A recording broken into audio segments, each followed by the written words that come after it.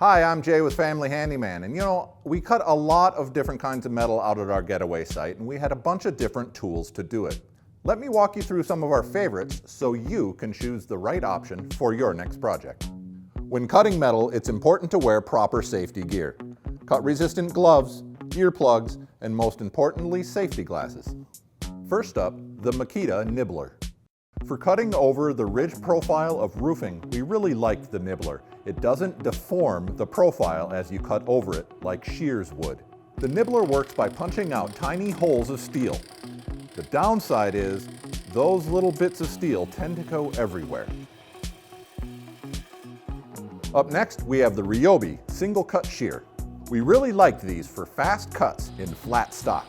The downside of a single cut shear is the cutoff side tends to deform, and they don't perform very well going over the ridge profiles of roofing. Here we have the Milwaukee double cut shears. We like the double cut shear for fast, clean cuts in flat stock. It doesn't go over the profiles very well, but it leaves both sides of the cutoff perfectly flat, and what's more, cleanup is as easy as picking up a curlicue. So next up, we have this Makita Circular Saw. Now with the right blade, you can use any circular saw to cut metal. But this saw is purposefully designed to cut steel. It even has a little reservoir to catch all the shavings. And finally, Aviation Snips.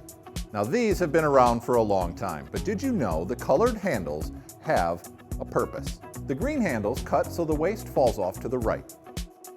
The red handles so the waste falls off to the left, and the yellow handles, the most common aviation snips, are best for making short, straight cuts or notches.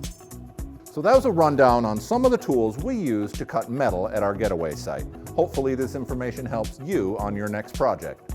For more great tool tips and DIY advice, visit FamilyHandyman.com.